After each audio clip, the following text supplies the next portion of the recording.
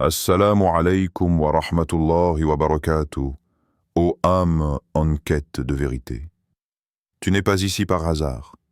Chaque jour, Allah envoie des signes à ceux qui ouvrent leur cœur. Des épreuves, des rappels, des murmures. L'entends-tu? Si tu ressens cet appel, alors écoute, réfléchis, approche-toi d'Allah. Bienvenue dans ce voyage spirituel. Qu'Allah éclaire ton chemin. Quand l'âme devient silencieuse, as-tu déjà ressenti ce silence étrange? Celui qui n'apaise pas, mais qui effraie doucement, sans bruit, sans fracas.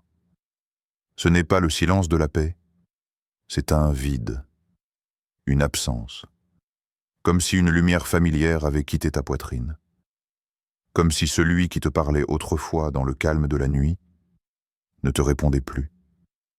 Il y a des silences qui guérissent et d'autres qui détruisent.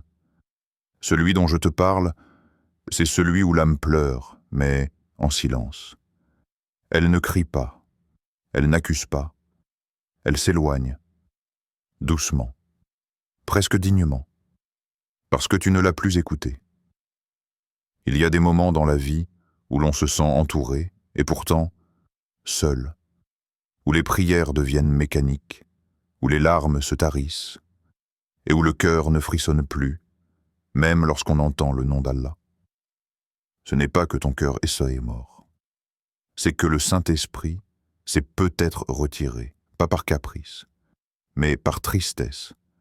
Il t'aimait, il t'a entouré, il t'a élevé, mais tu as arrêté d'écouter. Et quiconque se détourne de mon rappel mènera certes une vie pleine de gêne. Coran 20, 24. Ressens-tu cette gêne parfois? Cette oppression sourde dans la poitrine, même quand tout semble aller bien extérieurement? Ce sentiment que quelque chose manque? Tu souris, tu avances, mais il y a un vide que rien ne comble. C'est peut-être ton âme qui te parle, mais à force de l'ignorer, tu n'arrives plus à la reconnaître. Il fut un temps où ton cœur s'illuminait à l'appel du Fajr. Tu frémissais au verset récité. Tu pleurais sans raison claire, parce qu'il t'avait touché. Mais aujourd'hui, c'est plat, c'est vide, et tu ne sais même pas quand cette lumière s'est éteinte. Alors je te pose cette question, toi qui regardes cette vidéo en ce moment. Quand as-tu écouté ton âme pour la dernière fois? Pas ton ego, pas ton stress, pas les voix extérieures, ton âme. As-tu déjà pris le temps de t'asseoir dans le noir, en silence, et de lui demander « Est-ce que je t'ai abandonné ?» Tu sais, l'âme, quand elle est habitée par Allah, elle rayonne. Mais quand elle a été négligée, elle se recroqueville. Elle ne meurt pas, mais elle s'éteint, comme une lampe sans huile. On pense souvent que c'est la vie qui va mal, que c'est le travail, la famille, la société. Mais souvent, c'est notre lien avec Allah qui s'est fissuré. Et nous avons tellement habitué notre cœur à vivre sans cette présence, que nous avons fini par croire que c'était normal. Mais ce n'est pas normal, car l'être humain n'a pas été créé pour avancer seul. Il a été façonné pour marcher avec la lumière divine en lui. Il a été programmé pour vibrer au rythme du dhikr. Et quand ce lien est rompu, tout le reste s'effondre peu à peu. Est-ce que tu te souviens de la dernière fois où tu as senti une paix si profonde qu'aucune parole ne pouvait la décrire? C'était Allah. C'était sa miséricorde qui te caressait l'âme. Et si tu ne ressens plus cela aujourd'hui, ce n'est pas parce qu'il est parti. C'est peut-être toi, qui as trop écouté les distractions et pas assez le silence sacré. Ô âme apaisée, retourne vers ton Seigneur, satisfaite et agréée. Coran 89, 27, 28. Mais comment retourner quand on ne sait même plus où l'on s'est perdu? Et si cette vidéo était un rappel, un murmure du ciel à ton oreille oubliée? Et si ce silence intérieur n'était pas une punition, mais une invitation à revenir? Là où ton âme a trouvé la paix pour la première fois, là où tu avais goûté à la douceur du Saint-Esprit dans ta vie, ce moment où tu n'avais rien, mais tu avais Allah, et c'était suffisant. Question pour toi, cher spectateur. Quand as-tu ressenti pour la dernière fois que ton âme vivait? Vraiment? Pas ton corps, pas ton image, ton essence. 1. Quand la lumière intérieure s'éteint, il y a une douleur silencieuse que peu de gens comprennent. Ce n'est pas celle du corps, ni même celle de la perte, c'est celle de l'âme. Quand sa lumière s'éteint lentement, sans bruit, sans drame, juste une lente disparition de ce qui faisait sa clarté. Tu continues à prier. Les mouvements sont là. Les mots sortent de ta bouche. Mais ton cœur, il est ailleurs, absent, froid. Tu ouvres le Coran, tu lis les versets, mais c'est comme si les mots glissaient sur toi. Ils ne pénètrent plus. Ils ne percent plus la carapace de ton cœur. C'est comme lire un texte sacré avec des lunettes sans verre. Et là-dedans, cet appel à l'amour. Autrefois, il faisait battre ton cœur. Aujourd'hui, tu l'entends, mais tu ne ressens rien. C'est là que commence la chute invisible. Pas brutale, pas spectaculaire, mais réelle. Un effondrement discret qui commence par l'absence d'émotion, puis l'absence de frisson, puis l'absence de conscience. C'est ça. L'extinction de la lumière intérieure. Le Saint-Esprit, ce souffle de guidance, ce vent léger d'Allah qui faisait vibrer ton être, ne se fait plus sentir.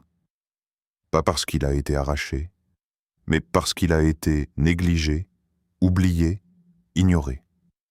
Un homme pieux raconta un jour « Il fut un temps où je pleurais à chaque verset. Puis, un jour, je ne ressentis plus rien. J'ai compris que quelque chose en moi était tombé malade, et j'ai pleuré ma propre mort spirituelle. » Il ne parlait pas d'un péché spectaculaire. Il ne parlait pas d'un abandon de la foi. Il parlait simplement de ce moment tragique où le cœur ne réagit plus. Et ce moment peut arriver à n'importe qui, même à ceux qui portent la barbe, même à celles qui portent le hijab, même à ceux qui prient 5 fois par jour. Allah nous a prévenus dans son livre. Le moment n'est-il pas venu pour ceux qui ont cru que leur cœur s'humilie au rappel d'Allah et à ce qui est descendu de la vérité, et qu'ils ne soient pas comme ceux à qui le livre a été donné auparavant. Un long délai s'est écoulé pour eux, et leurs cœurs se sont endurcis. Et beaucoup d'entre eux sont pervers. Coran 57. Un long délai. C'est cela. C'est ce temps durant lequel on récite sans réfléchir. On écoute sans entendre.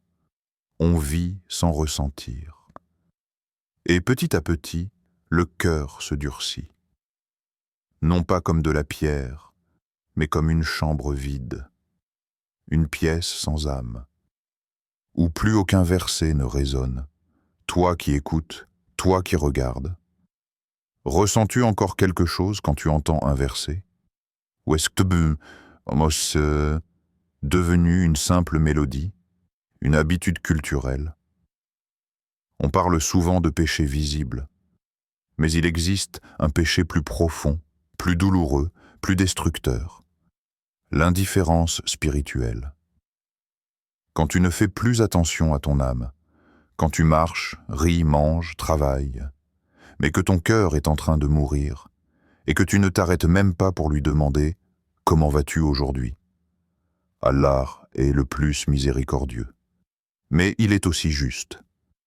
Et quand il voit que tu t'éloignes jour après jour, il te laisse parfois goûter aux conséquences de cet éloignement. Non pour te punir, mais pour t'alerter.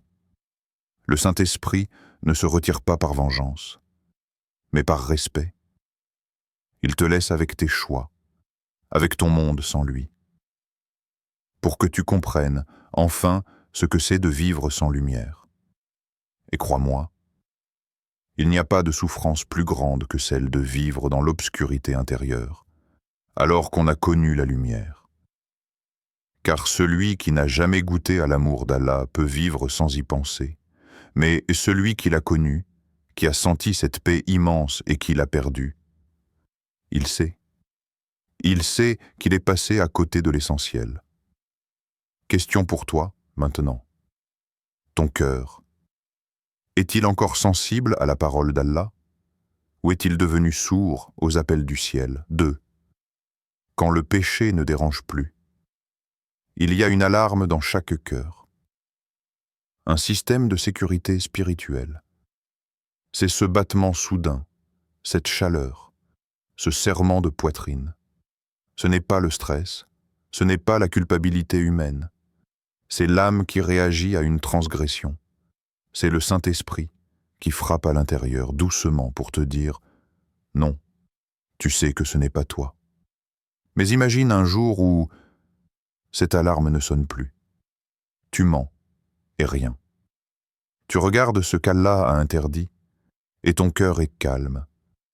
Tu parles mal à tes parents et tu continues ta journée normalement. Tu passes devant la mosquée à l'heure de la prière, sans même détourner le regard. Ce n'est pas que tu es devenu plus libre, c'est que ton cœur est en train de mourir. Tu sais ce qui est terrible? Ce n'est pas de tomber dans le péché, c'est de ne plus ressentir que c'en est un. Allah dit dans le Coran, « Non, ce qu'ils ont accompli couvre leur cœur. » Coran 83, 14. Ce verset est comme un miroir. Ce qu'ils ont accompli, ce sont nos actions, nos choix, couvrent leur cœur. C'est ce voile sombre qui s'accumule à chaque péché non regretté. Chaque fois que tu dis « ce n'est pas grave », un morceau de lumière s'éteint et un bout de ténèbres prend sa place. Tu vois, le Saint-Esprit, Ruh ul Qudus, cette pureté insufflée dans les cœurs sincères, ne s'éloigne pas d'un coup. Il part doucement. À chaque fois que tu dis « c'est rien », à chaque fois que tu choisis le confort du péché plutôt que l'effort du repentir. Un jour, un jeune homme raconta une histoire déchirante. Il était seul, tard dans la nuit, un moment d'ennui, un moment de faiblesse. Il ouvrit un film illicite sur son téléphone. Juste quelques secondes après le début, une notification surgit à l'écran. « Allah t'observe ».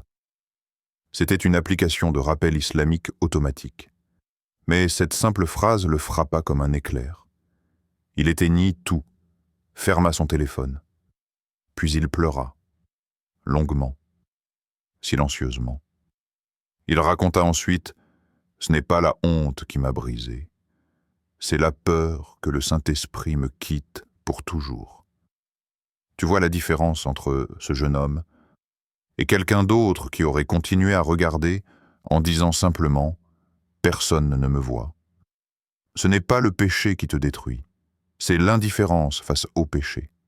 Le Saint-Esprit se manifeste aussi par cette tristesse spirituelle. Quand tu fais un faux pas et que tu sens cette douleur dans la poitrine, ce n'est pas une punition, c'est un cadeau. C'est un signe que ton cœur est encore vivant. Mais quand cette douleur disparaît, quand le péché devient une habitude, quand tu normalises l'illicite, alors Allah peut te laisser à toi-même, et il n'y a pas de punition plus dure. Allah nous dit dans un autre passage, « Nous leur ouvrîmes les portes de toutes choses, jusqu'à ce que, lorsqu'ils se réjouirent de ce qui leur avait été donné, nous les saisîmes soudainement, et les voilà dans le désespoir. » Coran 6, 44. Regarde bien ce verset. Parfois, Allah ne te punit pas par un malheur, il te laisse tout avoir, santé, argent, liberté, joie apparente. Mais ton cœur, il est vidé. Et un jour, la coupure arrive, brutale. Et tu réalises que tu avais tout, sauf l'essentiel, frère, sœur. Est-ce que ton cœur réagit encore quand tu dévis? Ou bien est-il devenu muet, sourd, froid? N'attends pas de perdre totalement la voix de ton âme pour vouloir l'écouter. N'attends pas de vivre dans la nuit totale pour chercher la lumière. Repens-toi maintenant, pendant que ton cœur peut encore pleurer. Question pour toi. Est-ce que ton cœur réagit encore quand tu fais un faux pas? Ou est-il devenu muet, et ça ne te dérange même plus? 3. Le retrait des bénédictions invisibles. Style, spirituel et mystique. Il y a des pertes qui font du bruit, et il y a celles qui partent en silence. Ce n'est pas toujours un accident, ce n'est pas une maladie, ce n'est pas un divorce, ni un licenciement. Parfois, le Saint-Esprit te quitte, et tu continues à vivre, comme si de rien n'était, mais ta vie devient stérile. Pas stérile de choses. Tu as des choses. Tu gagnes. Tu avances. Tu bouges. Mais il n'y a plus de baraka. La baraka, ce mot qu'on ne peut traduire. Ce mystère divin qui multiplie les bénédictions au-delà de la logique. Ce souffle invisible dans ton temps, dans ton sommeil, dans ta nourriture, dans ton foyer, dans ton cœur. Quand elle est là, une seule heure peut changer ta vie. Un seul verset peut te guérir.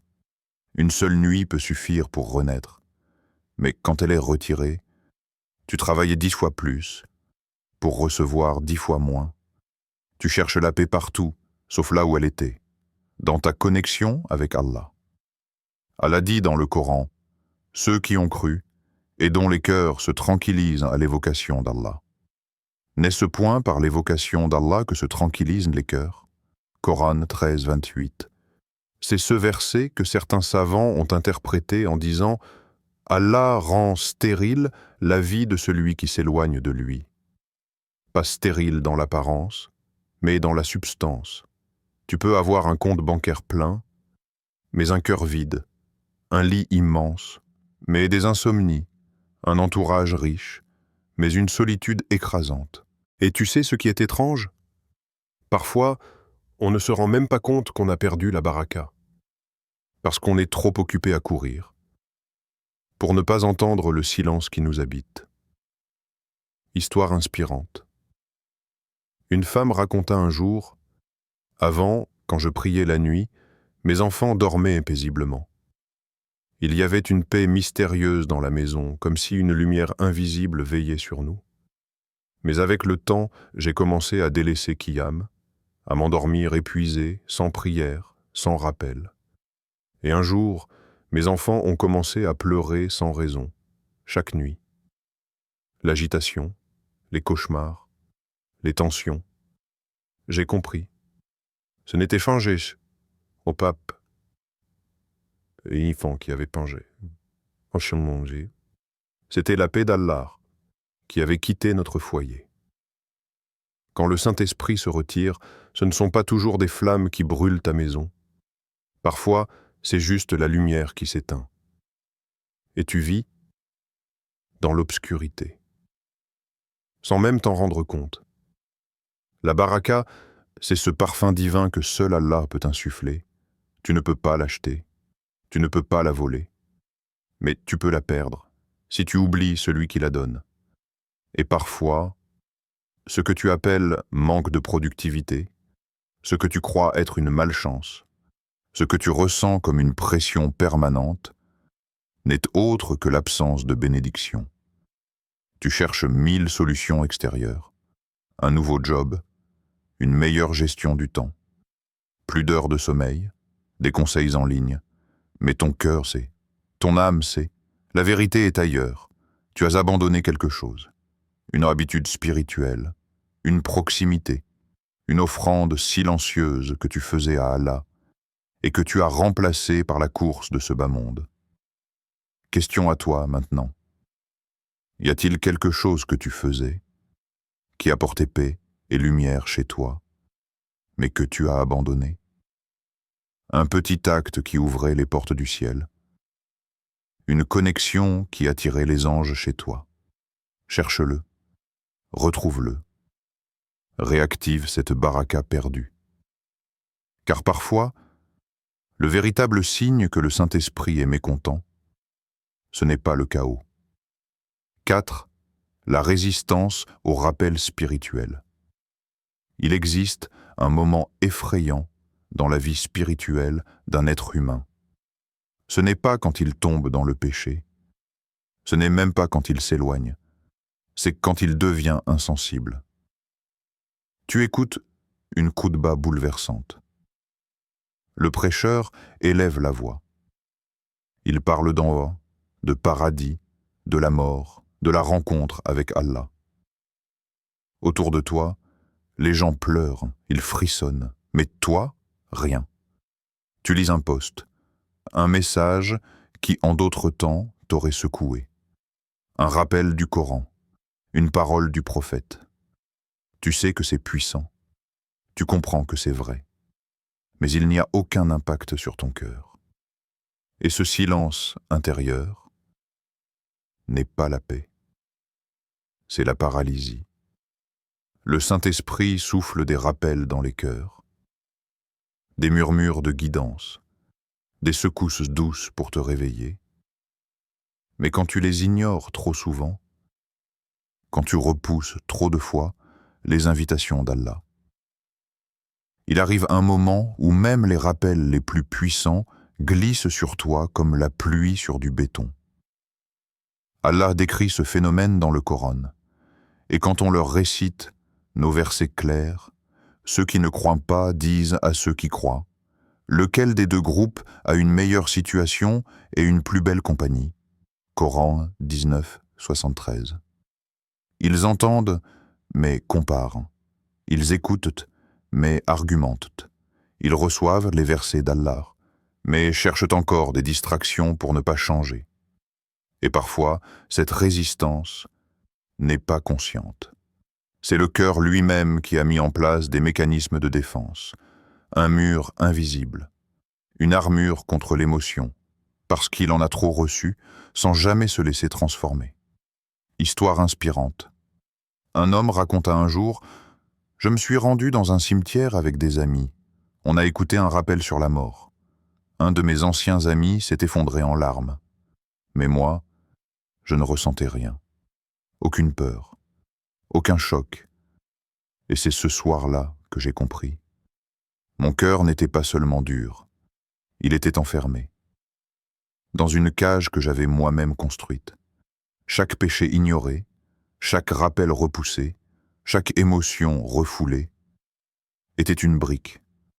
Et maintenant, j'étais emprisonné dans mon propre déni. Ce genre de résistance est sournois. Tu continues à prier. Tu suis encore certaines règles, mais le lien vivant avec Allah a été coupé.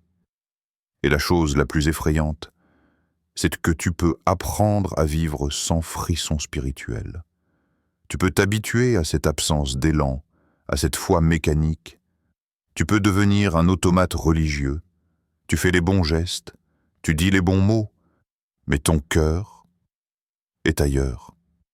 Et le plus grand danger, c'est que tu finis par croire que c'est normal, mais ce n'est pas normal. Ce n'est pas normal de réciter des versets sans trembler. Ce n'est pas normal de lire des hadiths sans réfléchir à sa vie. Ce n'est pas normal de pleurer devant un film, mais pas devant la parole d'Allah. Tu n'es pas insensible, tu es anesthésié. Ton cœur est comme un corps dans le froid, il a cessé de crier, parce qu'il est en train de geler. Et le Saint-Esprit, il est toujours prêt à revenir. Mais il ne s'impose pas, il attend que tu t'ouvres à nouveau au rappel. Question pour toi, maintenant. Quand as-tu pleuré la dernière fois pour Allah? Pas pour un problème, pas pour une peine amoureuse, mais pour lui, par amour, par regret, par crainte, par gratitude. Quand as-tu senti un frisson te traverser à cause de ces versets? Si tu ne t'en souviens plus, alors il est temps de retirer les briques, une par une. Il est temps de faire tomber la cage. Il est temps d'écouter à nouveau. Merci d'avoir pris le temps de regarder cette vidéo. Que les enseignements partagés ici vous apportent paix, lumière et proximité avec Allah. N'oublie pas prier. Passez de vous abonner à la chaîne pour continuer ce voyage spirituel ensemble et de partager avec ceux qui en ont besoin. Nous sommes tous unis dans la quête de la vérité et de la sagesse divine. Que chaque pas sur ce chemin soit une bénédiction pour vous et pour tous ceux qui vous entourent. Qu'Allah nous guide et nous protège, et qu'il nous accorde la meilleure fin. Amen.